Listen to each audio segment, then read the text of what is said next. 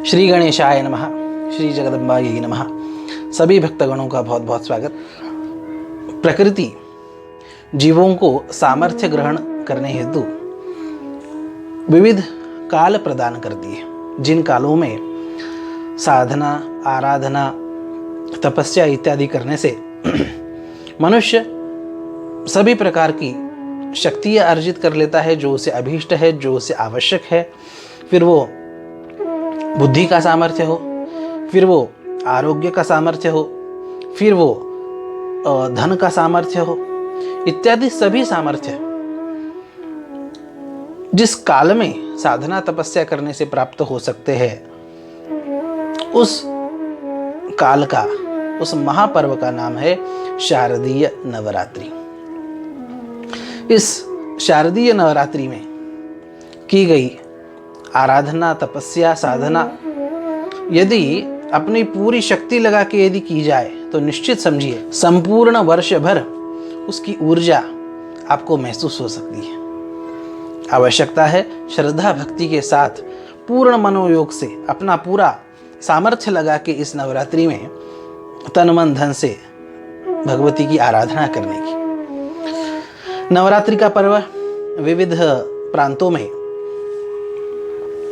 विविध तरीकों से मनाया जाता है, पर अपने शास्त्रकारों ने मूलतः किस प्रकार से इस नवरात्रि को मनाने के लिए कहा है, इसका आज हम कुछ चिंतन करेंगे। जिन्हें नवरात्रि के बारे में कुछ संभ्रम है, उसकी जानकारी नहीं है, उनके लिए यह उपयुक्त है। और जिनकी परंपरा चली आ रही है, वो भी अपनी अपनी परंपरा से कर सकते हैं। और इस जानकारी के माध्यम से यदि उन्हें कुछ विशेष यदि लगता है, उसे भी उसमें जोड़ के पुण्य लाभ, शक्ति लाभ कर सकते हैं। नवरात्रि का प्रारंभ प्रतिपदा से होता है। शास्त्रकारों ने कहा कि यह प्रतिपदा अमावस्या से युक्त न हो और चित्रा, वैधृति इत्यादि योगों से युक्त न हो, और फिर उस काल में इस नवरात्रि के अनुष्ठान का प्रारंभ किया जाए। अब इसमें सर्वप्रथम घट स्थापना की जाती है। सबसे पहले आचमन, प्राणायाम, स्वस्ति वाचन इत्यादि होता है। संकल्प किया जाता है कि हम ये नवरात्रि का व्रत कर रहे हैं, इस कामना से कर रहे हैं, जगदम्बा की प्रसन्नता हेतु कर रहे हैं, इत्यादि इत्यादि। और उसके बाद गणपति पूजन किया जाता है निर्विघ्नता सिद्धि के लिए, और उसके बाद घट स्थापना की जाती है। घट स्थापना में आपको जानकारी हो कि कलश बिठाया जाता है। यह कलश किस किस धातु का हो सकता है, इसका भी विचार ग्रंथकारों ने, शास्त्रकारों ने किया। सोने का हो सकता है, चांदी का हो सकता है, तांबे का हो सकता है, पीतल का हो सकता है, और यदि कोई भी धातु नहीं है तो मिट्टी का भी हो सकता है। हमारे शास्त्रकार इतने उदार है, कोई गरीब से गरीब भी यदि करना चाहे तो वो भी कर सकता है। इतनी दूरदृष्टि हमारे शास्त्रकारों ने रखी। मिट्टी का भी हम कलश अर्थात घट स्थापन कर सकते हैं, और फिर उसमें उसका जो क्रम है उसके अनुसार किसी मिट्टी के बर्तन में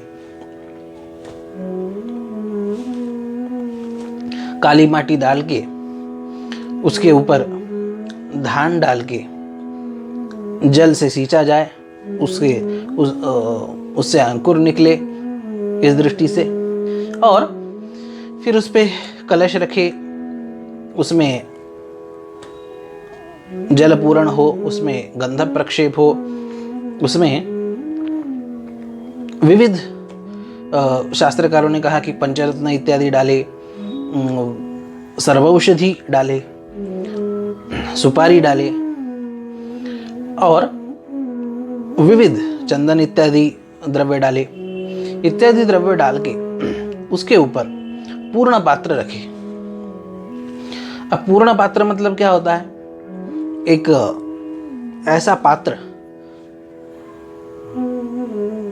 आज के सामान्य इसमें कहना हो तो उस कलश पे ऐसी एक जैसी थाली तांबे की हो और किसी की हो, जिसमें चावल भर के रखे और उसके ऊपर भगवती की प्रतिमा, भगवती की जो भी मूर्ति हो, अष्टभुजा स्वरूप का या किसी भी स्वरूप का जो है भगवती का विग्रह हो। कितने ही लोगों के पास कुल परंपरा से चले आ रहे भगवती का केवल मुख स्वरूप होता है, वो भी उस पे रख सकते हैं और उस पे रख के 9 दिन भगवती की आराधना होती है। कई स्थानों परंपराओं में ऐसा है कि कलश के ऊपर थाली ना रख के केवल नारियल रखते हैं, ऐसी भी परंपरा है। पर मूल उस पे थाली रख के उसमें धान्य रख के उस पे भगवती की स्थापना की जाए और भगवती का प्रतिदिन पूजन किया जाए।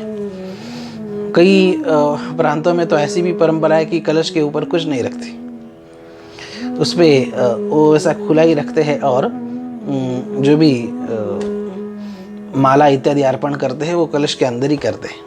भिन्न भिन्न प्रांतों की भिन्न भिन्न परंपरा, पर मूल ग्रंथ में प्राचीन शास्त्रकारों ने जो बताया है उसका हम चिंतन कर रहे हैं। और भगवती का स्थापन बताए हुए मार्ग से या अपनी परंपरा से करके यथासंभव यथाशक्ति संपूर्ण मनोयोग से अधिक से अधिक करना, यह इस काल में सर्वाधिक पुण्यप्रद है। इस काल में विशेष महत्व उपवास का है, भगवती के पूजन का है, भगवती के स्तुति स्तवन का है, भगवती के उत्सव का है और भगवती के दुर्गा सप्तशती महात्म्य पाठ का है। बहुत अत्यधिक महत्व है। दुर्गा सप्तशती के 12वें अध्याय में भगवती जगदम्बा ने उस दुर्गा सप्तशती के पाठ का महत्व स्वयं अपने मुख से गाया है और कितना क्या क्या कहा है, कभी मूल में वास्तव में देखने लायक है। ज्ञान संजीवनी परिवार के माध्यम से हम दुर्गा सप्तशती को भी शीघ्र रिकॉर्डिंग करके आप सबकी सेवा में प्रस्तुत करने जा रहे हैं। तो बहुत अत्यधिक महत्व है दुर्गा सप्तशती के पाठ का। अन्य सारी उपचार, अन्य सारी प्रक्रियाएं, यह कर्म प्रधान है और भगवती का पाठ, भगवती की स्तुति, कोई भी स्तुति हो वो भाव प्रधान होती है और उसका अत्यधिक महत्व है। उसका यदि महात्म्य यदि पूरा बोलने जाए तो कितना ही बोला जा सकता है, बहुत विस्तृत वीडियो हो सकता है उसका।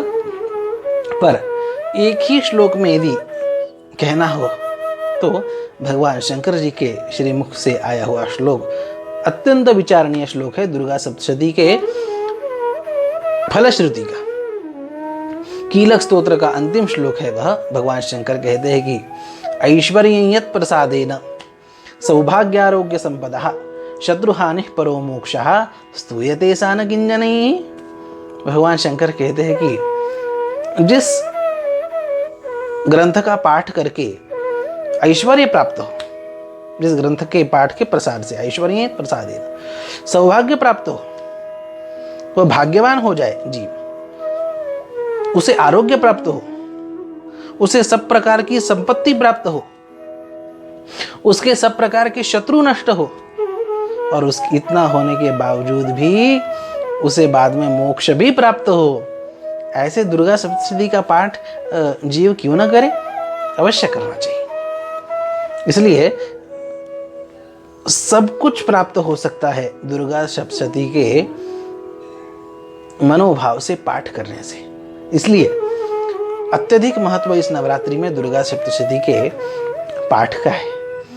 कई लोगों ने यह भी बात बताई कि महाराज अभी यह ऐसी भीषण महामारी का प्रसंग है, इसमें दुर्गा पाठ कारगर हो सकता है क्या? अवश्य हो सकता है। उस 12वें अध्याय में ही सप्तशती के कहा कि उपसर्गान शेषांसु महामारी समुद्भवा, महामारी इत्यादि जनित सभी रोग इस सप्तशती के पाठ से शांत हो जाते हैं। और इतना ही नहीं, कई लोग ये भी कहते हैं कि हम घर पे पाठ नहीं करा सकते, और ऐसी महामारी के समय में तो कहीं आना जाना, किसी को बुलाना, वह भी मुश्किल है। तो क्या ऑनलाइन हम सुन सकते हैं क्या? जरूर सुन सकते हैं। सुनने से भी, अपने घर पर भी पाठ नहीं हो तो केवल सुनने से भी लाभ होगा क्या? हाँ, भगवती ने स्वयं कहा है, श्रुतम हरति पापानि तथा आरोग्यम प्रयच्छति। भगवती कहती है कि केवल सुनने से पापों का तो नाश होता ही है, पर तथा आरोग्यम प्रयच्छति, आरोग्य प्राप्त होता है। और आज के समय में आरोग्य लाभ यह सभी लोगों को आवश्यकता है। इसलिए कोई सुनना भी चाहे ऑनलाइन इत्यादि माध्यमों से तो भी संपर्क किया जा सकता है। ऑनलाइन माध्यम से जो है आपको पाठ सुनाया जाएगा और आप उसका अनुभव आपको स्वयं आ सकता है। कहने का तात्पर्य कि नवरात्रि में दुर्गा पाठ का अत्यधिक महत्व है। भगवती का पूजन, भगवती का स्तवन, भगवती का दिव्य उत्सव, और सबसे ऊपर भगवती का यह दुर्गा पाठ से मिल सकता है। भगवती जगदम्बा स्वयं कहती है कि पशुपुष्पार्घ्य धूपैश्च गन्धदीपैस्तथोत्तमैः विप्राणां भोजनैर्होमैः प्रोक्षणीयैरहर्निशम् अन्यैश्च विविधैर्भोगैः प्रदानैर्वत्सरेण या प्रीतिर्मे क्रियते सास्मिन् सकृत् सुचरिते श्रुते।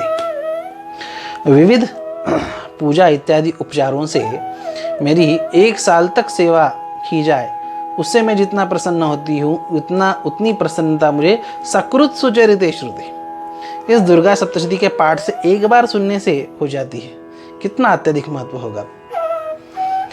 यह दिव्य दुर्गा पाठ मनुष्य में देवत्व जागृत कर सकता है, सभी प्रकार का सामर्थ्य जागृत कर सकता है, सभी प्रकार के संकटों को नष्ट कर सकता है और सभी प्रकार का ऐश्वर्य प्रदान कर सकता है।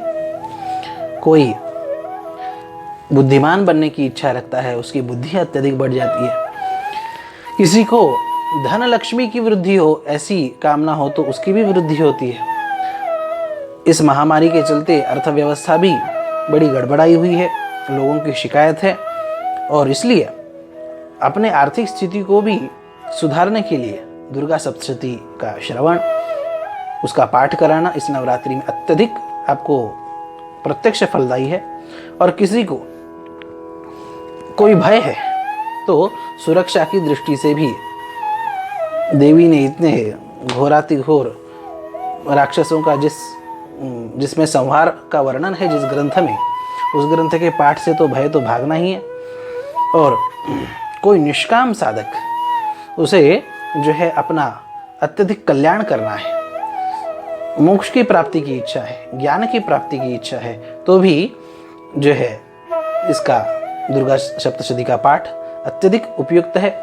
रहस्य में ये बात कही कि सप्तजन्मार्जितैर्घोरैर्ब्रह्महत्या समैर्भि पाठमात्रेण मंत्राणां मुच्यते सर्वकिल विषयैः। एक जन्म की क्या चले, 7 जन्मों के भी घोर पाप हो न, भगवती की अनन्य शरण में आके इसका दुर्गा सप्तशती के मंत्रों का पाठ करने से, श्रवण करने से उन सब का विनाश होता है और जीव का परम कल्याण होता है। दुर्गा सप्तशती के पाठ के अलावा अन्य भी जो भी तपस्या आपको सूझती है, जो भी साधना, जो भी अच्छे कर्म, जो भी कठोर आप कुछ कर सकते हैं भगवती के प्रीत्यर्थ वो आप करें, पर ये सब करते समय अपने स्वास्थ्य का जरूर ख्याल रखें। प्रायः पुराने वृद्ध लोग, उनके मन में उपवास का बहुत अधिक आग्रह होता है, उनकी उपवास करने की बहुत इच्छा होती है, पर कुछ कठोर ज़्यादा उपवास करने से तो उनका शारीरिक स्वास्थ्य गड़बड़ा जाता है। इसलिए अपना स्वास्थ्य का ध्यान रखते हुए जो भी अच्छे से अच्छी आप तपस्या कर सकते हैं वो करें। भगवती को सुंदर गायन सुनाएं, भगवती का दिव्य उत्सव करें। उत्सव शब्द बार बार हमने प्रयुक्त किया है, उत्सव शब्द में सब कुछ आता है। भगवती का दिव्य महात्म्य गान, भगवती का दिव्य जो है श्रृंगार, अनेक विधाओं से जो भी आपको सूझे अपनी परंपरा से हो उसे आप कर सकते हैं। और फिर एक बार सभी भक्तगणों को इस नवरात्रि के निमित्त आप सबके जीवन में सुख, शांति, समृद्धि, आयु, आरोग्य इत्यादि सब कुछ प्राप्त हो, इसी कामना के साथ भगवती के चरणों में प्रार्थना करते हैं। जगदम्बा माता की जय। ओम।